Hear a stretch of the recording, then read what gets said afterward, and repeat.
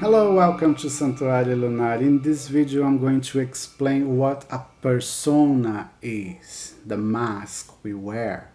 If you've watched my latest video about the shadow, how to deal with the shadow, you already know I'm going to explain about personas. But if you haven't watched it yet, please go there and watch that one first, because it's more important to understand the shadow first than the persona later. Basically, let's make a short review, even if you have watched that. The shadow represents everything we reject, everything we fear, everything we don't want to touch, we don't want to accept. But inside the shadow, there are other components, like the animus and anima. And this is in the unconscious mind. It influences directly our conscious mind, which influences our self. The self is our expression. I'm talking to you through myself. You are listening to me through yourself. The self is also influenced by two other components, the ego and the persona. So the focus of this video is about the personas. Personas are masks. Masks that resides in our unconscious mind and can come to the conscious mind. Whenever we are doing an activity, talking to someone, or doing whatever we are doing, we are wearing a specific mask. We are activating a specific persona.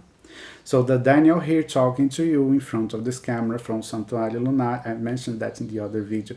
If you think I'm lovely and funny and nice person, this is a persona.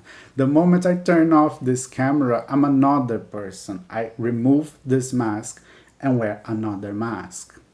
When I go to work, it's another persona. I remove my normal mask, let's say like this, and I put my working mask. When I'm studying, I'm wearing another mask. And when we understand this is possible, actually this is natural, we have some benefits. We can use this in our favor. This is very important for us who work with magic and witchcraft and archetypes and symbolism, because all of these are in Carl Jung's theories. And it's essential. He synthesized everything we need to know about these. So this series of videos are going to explain more about Jung's perspective than magic itself, but it's a nice basis for us. So when we understand these personas, these characteristics and all these things, we get some extra power. Let's say like this. Let's put this way. For example, when you are performing a ritual, you are wearing another mask. And this mask comes with lots of skills, lots of characteristics that are unique to that mask. To make it clearer, if you have played a video game called Persona, which is an RPG series, everything in that game, in those games, in the whole series, is about this theory. It's about this explanation of Carl Jung. The characters there, they wear masks or they release personas. In Persona 3 specifically, they have a gun called Trigger.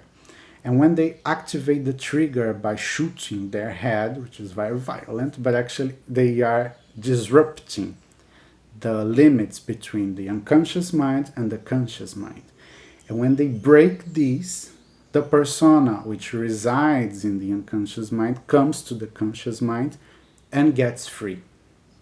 And these personas are manifested through deities, spirits, beings. So suddenly the person, the character there, has by his side Zeus or Aphrodite or Kali or many other deities. And whenever a persona is fully activated, they come with a specific set of skills, weaknesses, strengths. So this is exactly what happens for us in our life.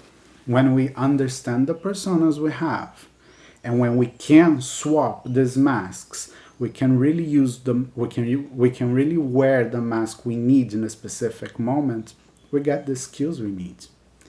We get the resistances we need. For example, you need to talk to your boss.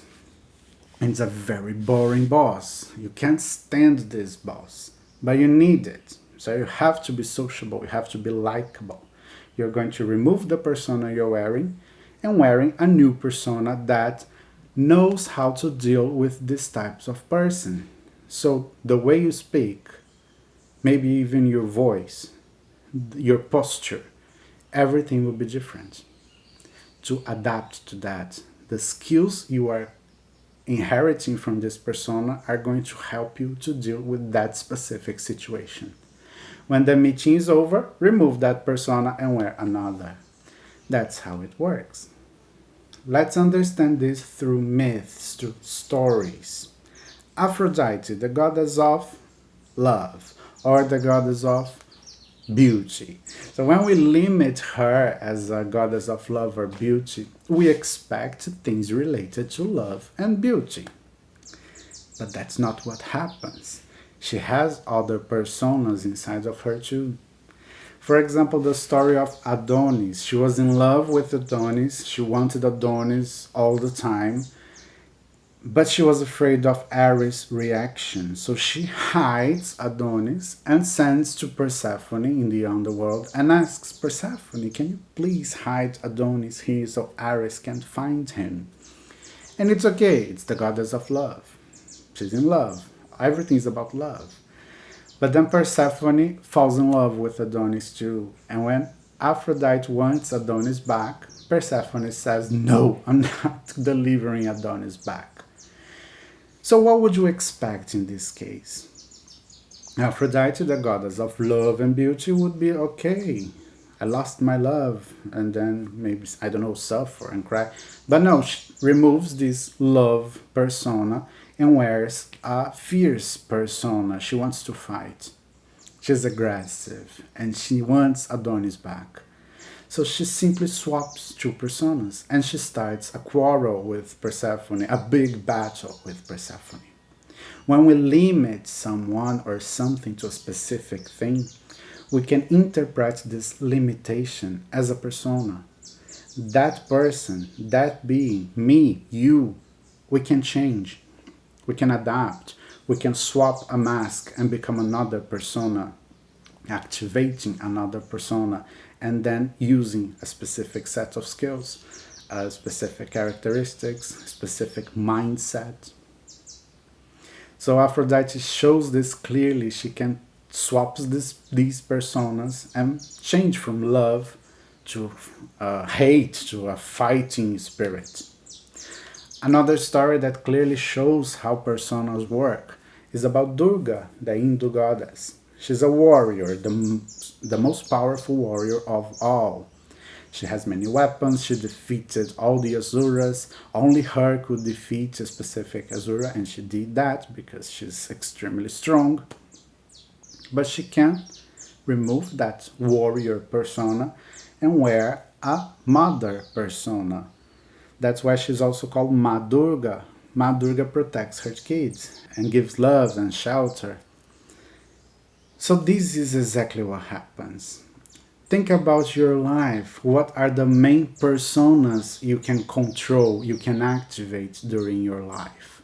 Make a list of them to understand them better.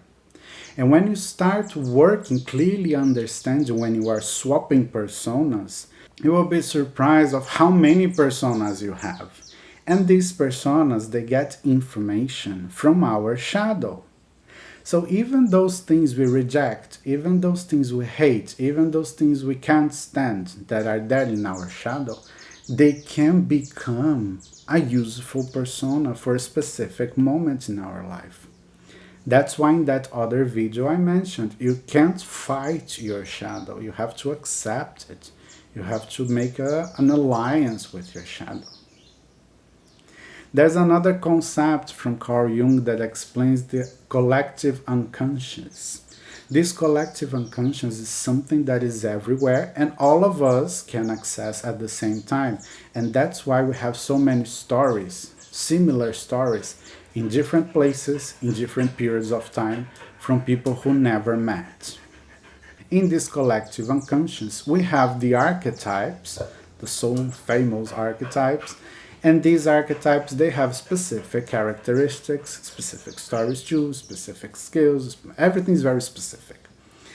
When these things are lost in our shadow, but we find it, accept it, we create the mask, we create a persona. And when we can handle these masks, when we can handle these personas and wear them in specific moments, we get stronger, we get wiser. So this is an exercise. You think about the personas you have acquired and how can you use them, and then think about other personas that may be in the ocean of your unconscious mind. How can you awaken these personas and have a better life or deal with some situations in a better way? So this is it for today, a short introduction and explanation to personas, another aspect of our mind. Remember, if you haven't watched the video about the shadow yet, watch it now. If you finish this one, but watch it now, it's very important. And in the other videos, I'm going to explain some other concepts too. If you enjoyed this video, please give your thumbs up, subscribe my channel. You can give a super thank you, which is a feature, a very nice feature too. I discovered it recently. So you can support me, or you can go to my Ko-fi page to support me there too. Thank you so much.